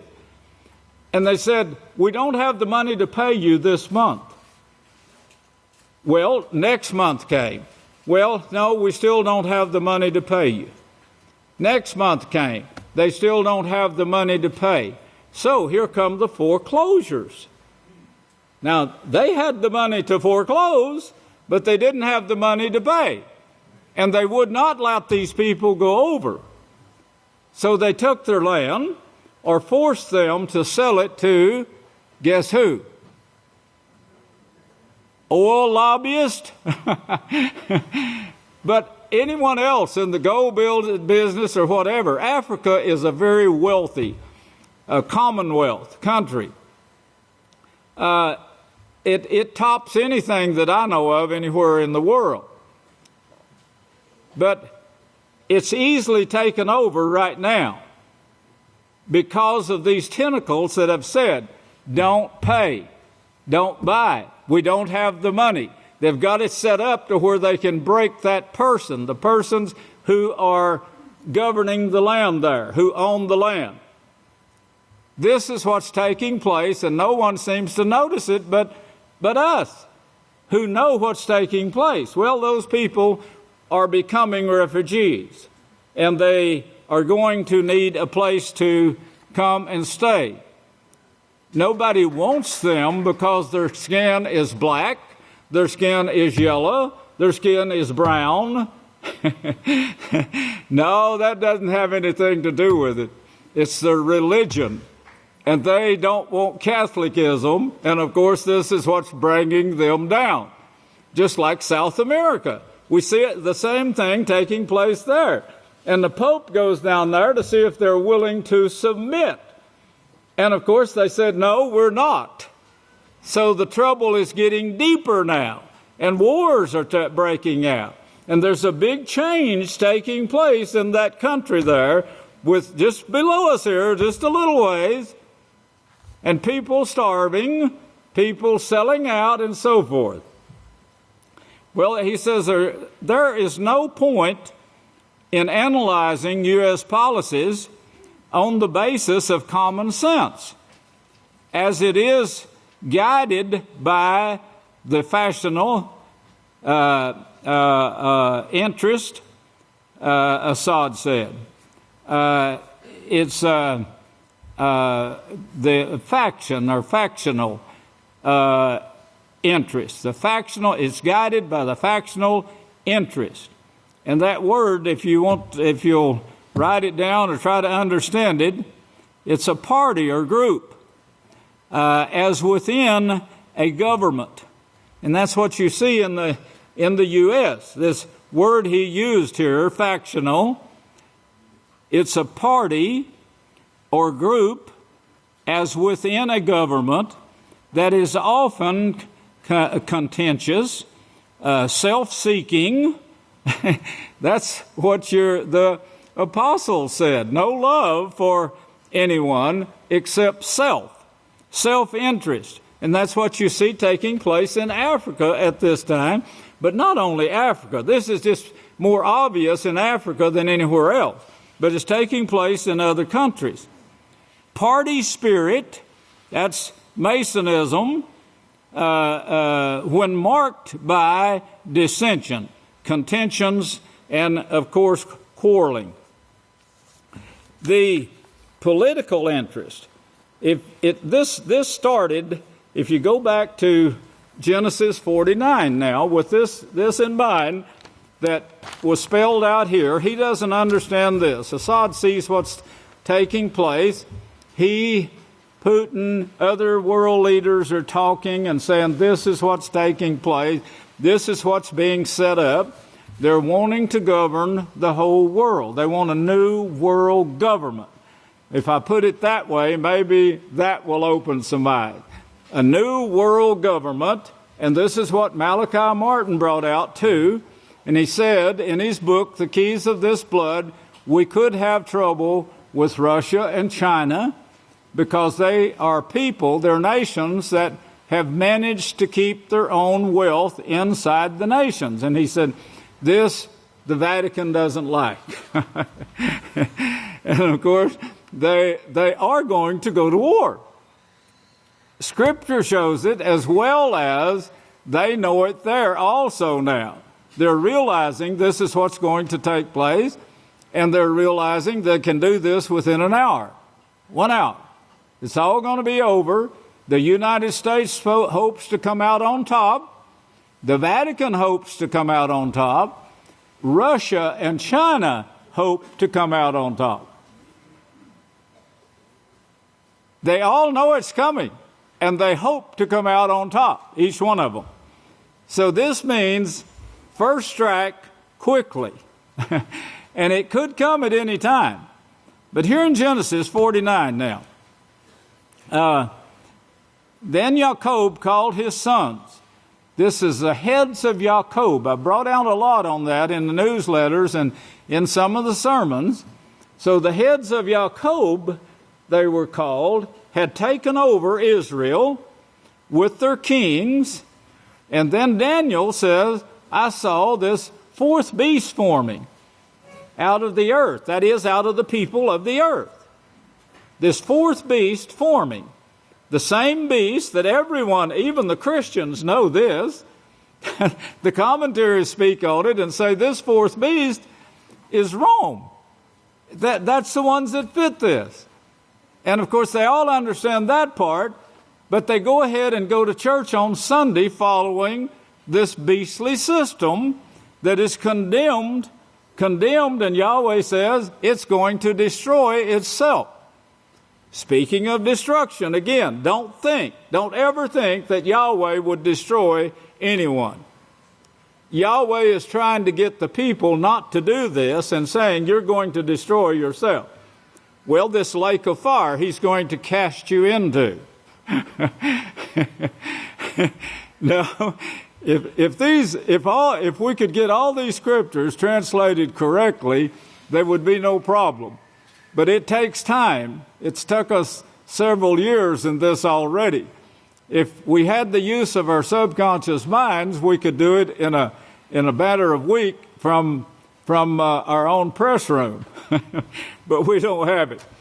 But if you had this correctly translated, it would show that Yahweh is warning about a lake of fire that they're building themselves. And it started in 1934 when knowledge was increased to them. They started building this lake of fire. This means to bring about a lake of fire that's going to burn the earth. Now, this is not the Armageddon lake of fire that everybody keeps getting mixed up. That's the second death. This first death is coming with bombs that's going to burn the earth in 1 hour. The second death, yes, they're going to build that one too. It seems almost stupid, or unspeakable, unthinkable, that after this took place, and they're given 100 years now, is all they're given, to come back. That's pretty close to what Yahweh gave his sons to tear up the earth. But they're going to be given 100 years. And they're going to go back to the same rulership again, trying to rule with force instead of guide with righteousness. Now that's the difference in, of course, the house of Yahweh and the world. But after this great destruction takes place, and 1,000 years later, they're going to be resurrected, these people that have killed themselves, and they're going to be given 100 years, and they're still, many of them are going to go back to that, and they're going to build another lake of fire, which will be the second death, to which there is no resurrection. Well, I'm telling you this in a nutshell, but I've told it I think it's in the Mark of the Beast. I think I put that information in the Mark of the Beast. But anyway, here you see the 12 tribes, and if you'll notice the scripture, the last words there, in the last days. He's showing. Then Jacob called his sons. They're called heads of Jacob later by Micah, the great prophet Micaiah, that said, in the last days I will establish my house. I'm going to draw out a remnant like a shepherd who grabs a couple of ribs out of a beast that the lion killed, and he grabs a couple of ribs or a leg. Well, that's what Yahweh is doing. He's taking the ones that he wants. He's brought these down, studied their genes, has a perfect record of their genes. He knows what you're going to do and calls you to his house, and then proves you, proves you whether you will. And you gone through some great proof this last week. It may get worse now.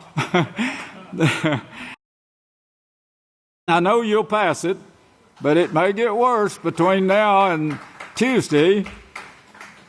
Tuesday, Day of Atonement, starts Monday at sunset. Don't anyone miss that.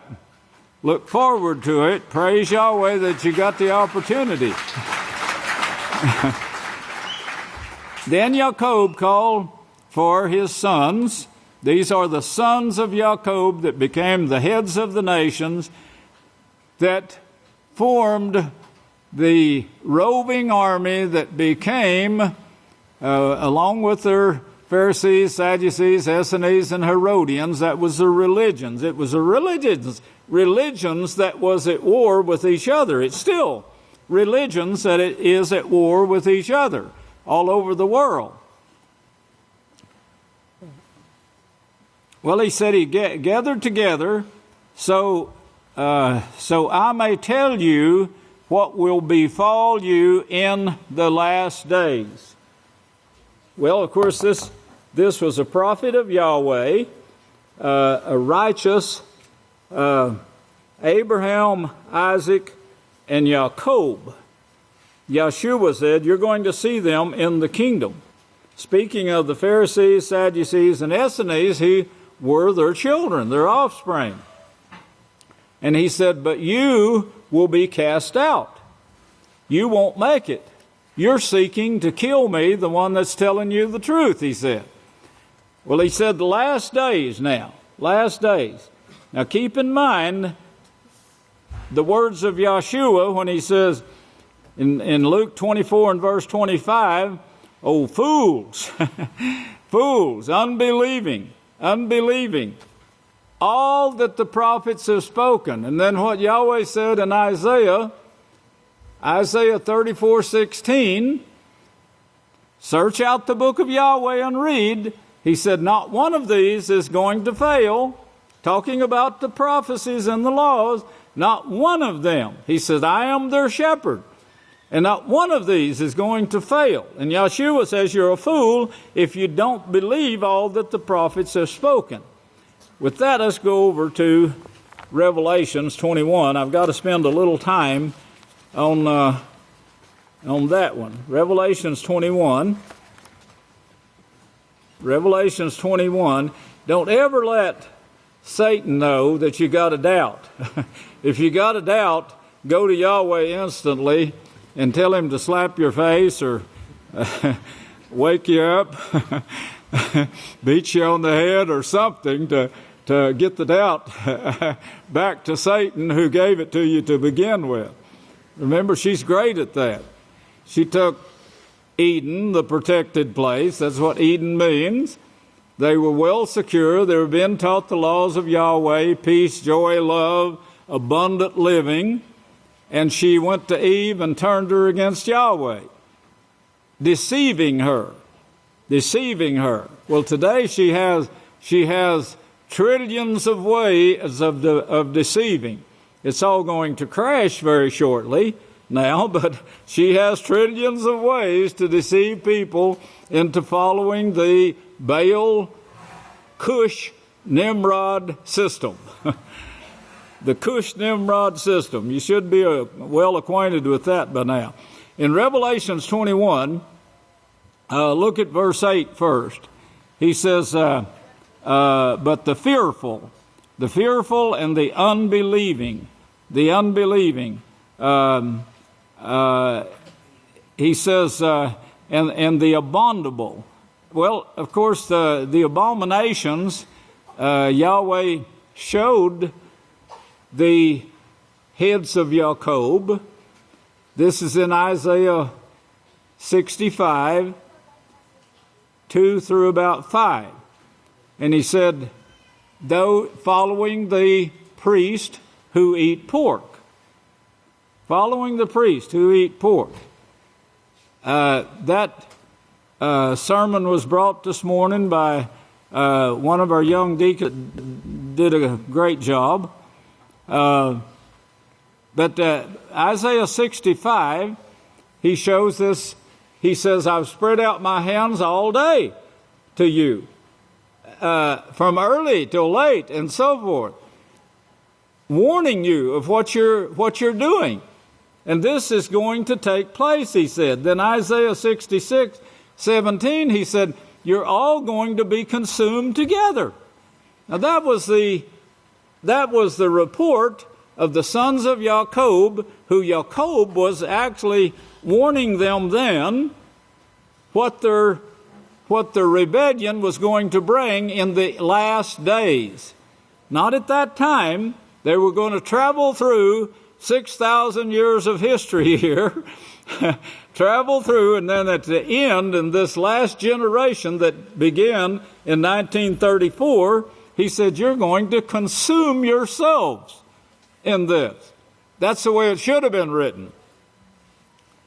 But the fearful and unbelieving and abominable, that is, bringing forth, following the priests that eat pork, breaking Leviticus 11, which was brought out this morning, of eating unclean animals.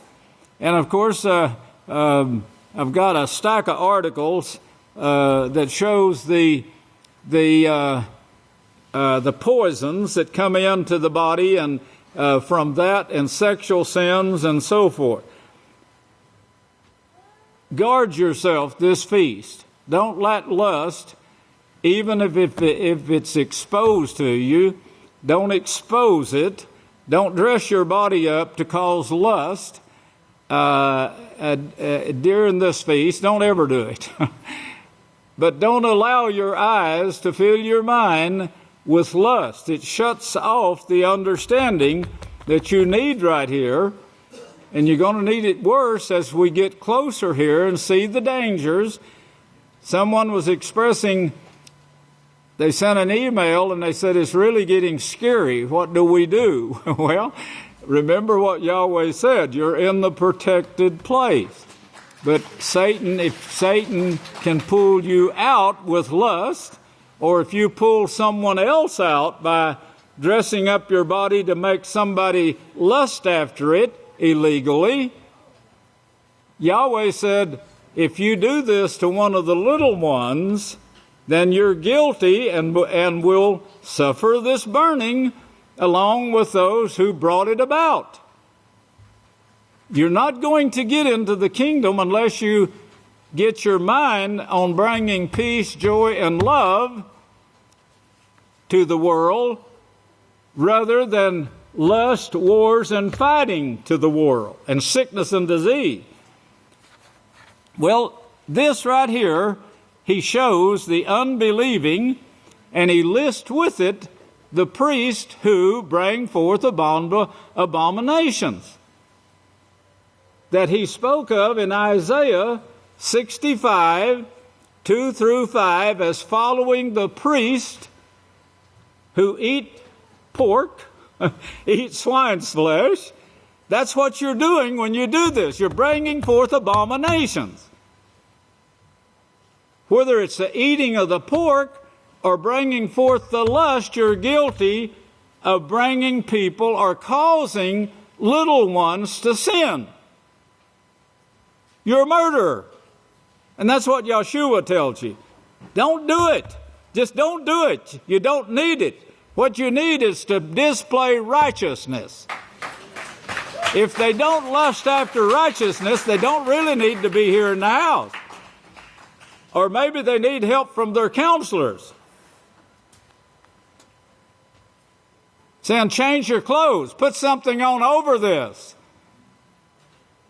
Jezebel is a certain example of this following the person who eats pork and their minds were poisoned. She painted her face and stuck it out the window for the men to lust after. And the prophet said, the dogs are going to eat your flesh. Well, that's how serious it is. Get rid of it, Yahshua said. Don't even let it enter your mind. Got 3 days till atonement. Atonement means unity. It means at one with Yahweh and His laws. Well, but the unbelieving, see, the unbelieving, they say, oh, well, maybe and maybe not. Well, that's where they're standing. And, of course, that's where they'll burn. And murderers, whoremongers, sorcerers, worshippers of gods, following the gods, liars, as Yahshua said, Satan was the inventor of these lies, will have their part in the lake that burns with fire and brimstone, which is the second death. Now, if you make it through and you're resurrected, but you still haven't joined the house, and you'll have 100 years to join them after we have lived 1,000 years. Then you'll be resurrected, some to damnation, some to a chance to live. Well, that's when your uncles and all of them, your mothers, your daddies, it wasn't called, that's when you'll resurrect them at the end of that millennium. And that this second death here is speaking of that. The first one was before that. Now, here we see a lamb and his wife. A lamb and his wives, Yahweh Shammai. And there came one of the seven. This is the 7 works of Yahweh. The 7 lights of Yahweh is called. The 7 trees that bring forth Yahweh's laws and Yahweh's prophecies. Same one he set up with Abel, at Abel, called the Garden of Eden. And there came one of the 7, Malachim, who had 7 bowls full of the 7. This seven. We're the last of the seven. And the secrets of Yahweh is being revealed. Yahshua himself removing the seals, being high priest of the house of Yahweh. Understand that. There came one of the seven. Here's the warning that takes place before this. Then there came one of the seven, Malachim, who had the 7 bowls full of the 7 last plagues, and talked with me, saying, Come, I will show you the bride, the Lamb's wife. And he carried me away in the Spirit to a great and high mountain. High mountain. We saw the 12 tribes of Israel. Well, we saw Moshe first come out, and he came to this mountain. They're still hunting at Sinai and Horeb. They're still hunting that mountain. They haven't found it yet. A couple of our crew did. Made a film of it. But, of course, this high mountain, it's the promotion of Yahweh, his work. If you'll get that in your mind, and then you'll understand the rest of it here. He showed me that great city, the holy Yahweh Shammai, and someone read this, and they said, well, the bride is nothing but a city, a gold city, a piece of gold. That's the bride of Yahshua. No, he forgot the high mountain here. The high mountain, that's you, brother. You are that mountain. He carried me away. Yahweh is building that mountain right now, as he is building it through Moshe to begin with. He carried me away in the Spirit to a great and high mountain, and showed me that great city, that holy Yahweh Shammai, descending all the way from heaven. That is high, isn't it? This great high mountain right here in this house is actually descending all the way into heaven and back and forth from Yahweh to here. That's Mount Sinai. Now, all the stupidity, you're still out there hunting it with picks and shovels, hoping to uncover something that Moshe left there. You'll never find it. It's here in the book of Yahweh. In the last days, I will establish this great and high mountain. And this time, it's going to reach all the way to all the planets everywhere. And it will take the place of the original sons of Hillel, who is still making a mess out of everything. even though they're changed somewhat, they're still making a mess out of everything. But Hillel still wants them in the rulership of the kingdom of heaven, and still pushing to get them there, and saying all the time, well, look at these people. All they're doing here, they just think this is they're going to get rich here in the house of Yahweh. I said, yeah, they are. They're the richest people on the face of the earth. Rich in knowledge and understanding. Well, this high mountain now, and he showed me this great city, the holy city, Yahweh Shammai, descending out of heaven from Yahweh. Descending. That don't mean now it's coming this way, a big silver city or a golden city coming this way. There's another one that shows that. Having glory of Yahweh. Having the glory of Yahweh. And notice, and her light. Her light. Do you see that? Look at the last word in that sentence there. Her light as clear as crystal. Could I make it any clearer than I have right now?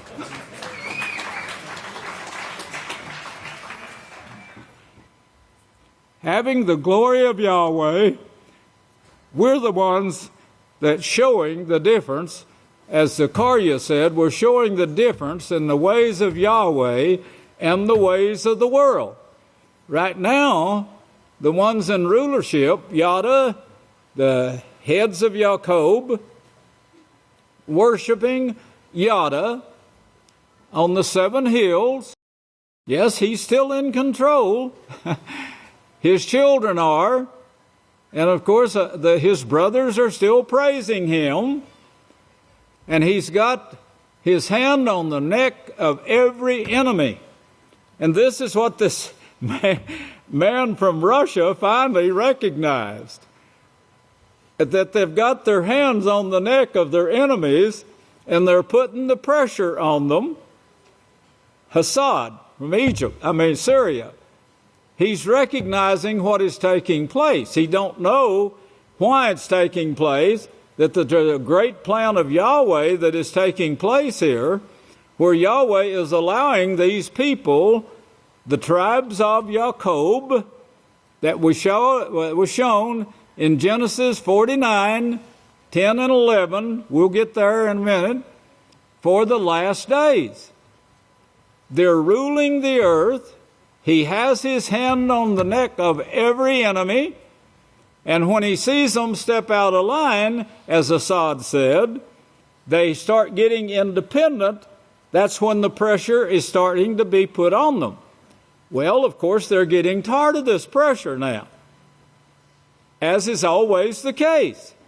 When they said to Samuel, we want kings. Well, he said, this is the way your kings are going to do you. But you want kings? Yahweh said, let you have kings. So Yahweh chose a king. Now, you got to remember this. Yahweh chose that king for a reason, because from him had to come forth the one who to pay for their sins that they were creating with this force. With lust and greed and the eating of unclean foods comes the wars and the fighting. It's a great mountain that Satan has created. And you can't be a part of that mountain. You've got to be a part of this mountain here that comes from Yahweh himself, from Yahweh Shammai, this great and high mountain. It's crystal clear if you just read and believe what is written here in the Holy Scripture. Well, Assad, he has recognized this, and he knows that every time a nation steps out of line, and this is what we're seeing in this time period right here. We're seeing nations step out of line, and they're trying to become independent. And he says, if he survives, which he won't, he says if he survives, he would encourage, this would be encouragement to the other nations who are being squeezed. Their necks are being squeezed. And they're being forced to pay their tribute to the Vatican, to Yada, to the Yadim.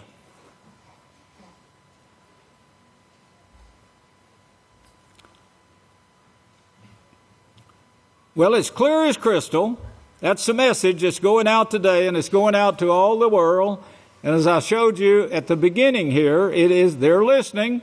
I never would have thought that they'd be interested in the tabernacles, the Feast of Tabernacles, but they are. Quite a few. It's coming up quite rapidly. This is this great high mountain that is reaching out to all the world. And had a great and high wall, and no one's going to get through these gates without it come through the house of Yahweh, through Yahshua the high priest. And that's what he says. He said, this gate, talking about in Mattithyah, the 7th chapter, straight is the way, narrow is the gate that leads to life eternal. Broad is the way that leads to this world. And many are going to follow that way. Well, Yahweh allowed this back in Samuel, 1 Samuel, when they wanted kings and rejected Yahweh's rulership. Shaul, the apostle Shaul, said that since they did not want to retain this great high mountain in their knowledge, Yahweh gave them over to the mountain of Satan and lies and foolishness, Halloweens and Christmas, Santa Clauses, popes, so forth. He gave them over to this. And there's been fighting and war, And under force, they forced them into following this beastly system. When they were in Israel, they were gathering up with their army. They were gathering up an army. Those who didn't want to join, they died. Those who would join, they sent them for training for the army. The Apostle Shaul was one of them. He ravished those who came to the feast. He ravished those who used the name Yahweh. And at the end, in 70 AY, they destroyed Jerusalem, removed the temple, all the artifacts, all taken to Rome by General Titus. Now that's a pretty clear and crystal light, right? Anyone could see that, surely, by now.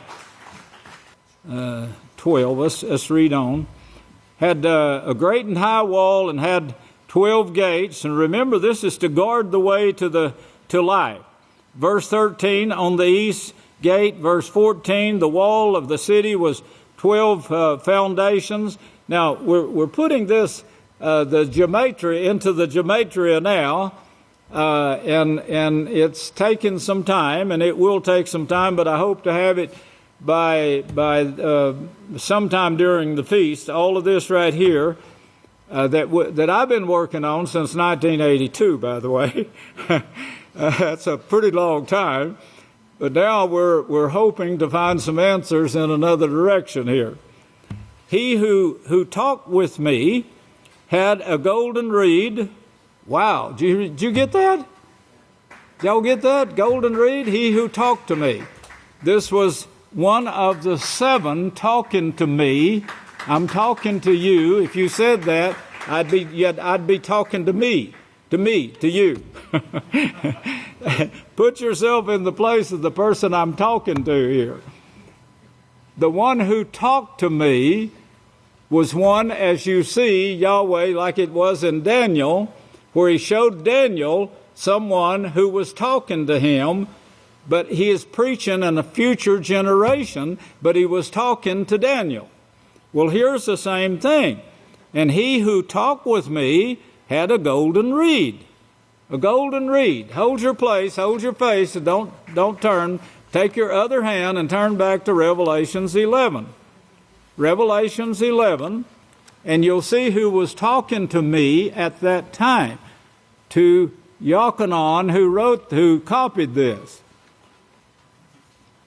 We, the house of Yahweh, have talked to many prophets, and we didn't even exist at that time, except in vision and inspiration. But Yahweh showed our work to many prophets, and you'll see this throughout the Scriptures. If you'll just start paying attention, you'll see it. Now remember, this person who talked to him had a golden reed. A golden reed, it's a pencil, but it's the ability to check out things. Check out things. Make measurements, measure the temple. What was to occur to the temple? Yahshua, he had those measurements of the temple. He said, don't even pay any attention. They're going to be destroyed. They're going to be taken away from here. Going to be removed. Okay, and here in Revelations 11 now, and there was given to me a reed. A reed. Did you hear that? Look back up to chapter 10 and verse 7. Who was it given to? But in the days of the voice of the 7th messenger. 7th messenger? 7th messenger. Do you see that? Go back, hold your place there. Look back here to Revelations now, 21. Having the glory of Yahweh, and her light, clear as crystal. Her light. And there came to me one of the 7. He had this clear crystal, this mountain of knowledge. You know, we were described by one of our enemies who said, when they asked,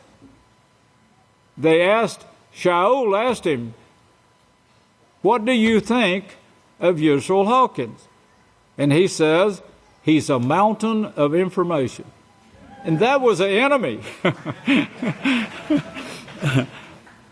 Well, back to Revelations 10 now. In verse 7, but in the days of the voice of the seventh Moloch, when he will begin to sound, the great secrets of Yahweh would be finished, as he declared to his servants the prophets. As we, the house of Yahweh, declared to Yahweh's servants in a 6,000-year period, in vision, and in inspiration, words. Well, now I want to go on down to verse 11. And he said to me, you must prophesy again. We prophesied to the prophets now already. You must prophesy again before many peoples and nations and languages and kings. And there was given unto me this reed. That's the seventh Moloch, getting this reed. This reed like unto a measuring rod. And the Moloch stood saying, rise, measure the temple of Yahweh and the altar and its confines. But the court which is outside the temple leave out, measure it not, for it is given unto the Gentiles. And the holy city they will tread underfoot 42 moons. 42 moons now. We've covered that. If you don't get it in the Mark of the Beast or Yisrayl Says program. Yisrayl Says program has it all. And I will give to my 2 witnesses to perform their prophetic office, and they will crystal clear, they'll make this mountain crystal clear, and they will foretell, making crystal clear, about the 1,260 days. These are the 2 olive trees, the 2 lampstands, ministering for the Father of the earth. Mark out that as it were. It's not there. Just erase it. They are the 2 olive trees. Now, back quickly to Revelations here. Revelations, we stopped at, I'll find it here, 15, verse 15, 21, verse 15. And he who talked with me had a golden reed. The golden reed is the 2 witnesses, and one of them is given this pen or golden reed to measure the city and the gates and its walls, that is, guarding it, telling you how to achieve salvation. We want to read one more verse here.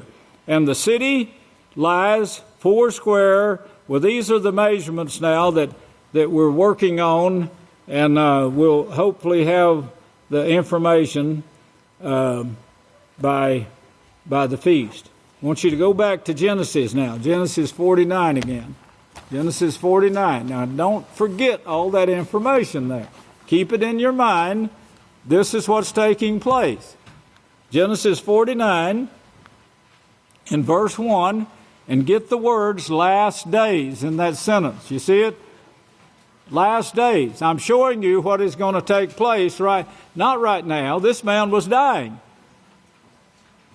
He says, come and I'll show you what the 7th messenger said to me. That's right. We were speaking to Jacob at that time. I know that's hard to swallow, but that's what took place. We were speaking to him and showing him, and he could actually see and hear us as Daniel did. He heard the 2 witnesses, 2 houses of Yahweh, speaking. And it told him exactly what was going to take place. He told him in verse 10 and 11 there about Yahshua, the high priest, is going to take this scepter. In fact, he's already issued that scepter to us, not over the whole world, but over the house of Yahweh. We'll see that in the future here, maybe during the feast sometime. But this scepter that he's talking about here, the high priest is giving it to you so you can learn how to use it right now and be tested to see if you will or not use it properly. Now, look back to keep that in mind. Go to Mattithyah 24. We'll end here very shortly. Mattithyah 24. In the last days, and Yahshua, verse 1, went out, and leaving the temple, when his disciples came to him to show him the temple building, bragging about how beautiful it was, I'm sure. But Yahshua said to him, "Do not see all these things. It's not in your future. Truly I say to you, there will not be left here one stone left upon another, which will not be thrown down." That is a little bit mistranslated. It's removed. The word is removed. And then he says, he went on then in verse 3, "Now as he sat upon the Mount of Olives, the disciples came unto him, saying, Tell us, when will these things be? What will be the sign of your coming and the end of the age?" Or the King James Version says, "End of the world." He shows the great tribulation, 21-22. Verse 7, the nation against nation and the disease epidemics that are that you can't even count them anymore. So many, and they're multiplying so rapidly. If you don't have one, stay out of the world. you could get one easily. The false prophets in verse 11, the bringing forth of iniquity and the love disappearing. If you noticed in King Hosad's message, he says there's no use in trying to analyze any sense out of this. He said there's something behind this, a religion behind this thing that is pushing this whole thing forward. They care nothing about anyone. They're just out to do exactly what Satan tells them to do, as the Savior said in Yochanan 8:44. And then you see verse 14, yourselves, right there. You see yourselves in this verse 14, and the message being crystal clear, going out to all the earth. That's the house of Yahweh, right there. Revelations. And he says, if you go over to verse 29, he shows you the nuclear bombs here that will darken the sun, which science knows it's going to. They also know that it'll burn the earth in about 1 hour, from 30 minutes to an hour. The scientists say this is all it needs. It's going to be fast, as the Pentagon just announced to you. It's going to be very fast, and it's going to be very soon, too. In the same way, when you see, verse 33, in the same way, when you see all these things, we're seeing them right now. I don't see how they could be any clearer than they are now. They're crystal clear, what we're seeing, and they're the fulfillment of prophecy exactly. Truly I say, 34, truly I say to you, that generation of the nuclear bomb started in 1934. Knowledge increase started in 1934. Started with the computer, 1934. My birth, look up the birth, and 1934 was my birth.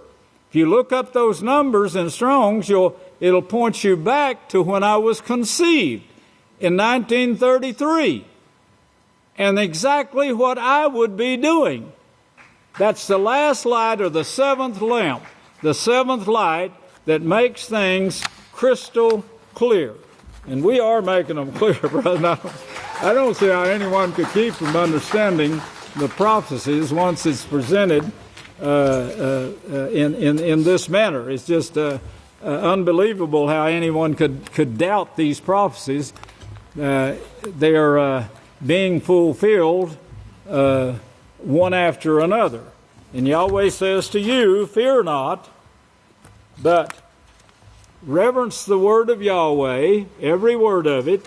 It's all going to come to pass. The promises to you are extreme. There's so many promises, and I've been wanting to get onto that subject, but it is throughout the Holy Scriptures. Yahweh is looking at you right now. He knows what's going on in your mind and your heart, and He's got the tests are almost to an end. The power is coming with every word you hear. It's going into your mind, how to control yourself in the great Yahweh Shammai, the great kingdom of Yahweh. May Yahweh bless you, and I'll turn the services back to the next leader. I love you.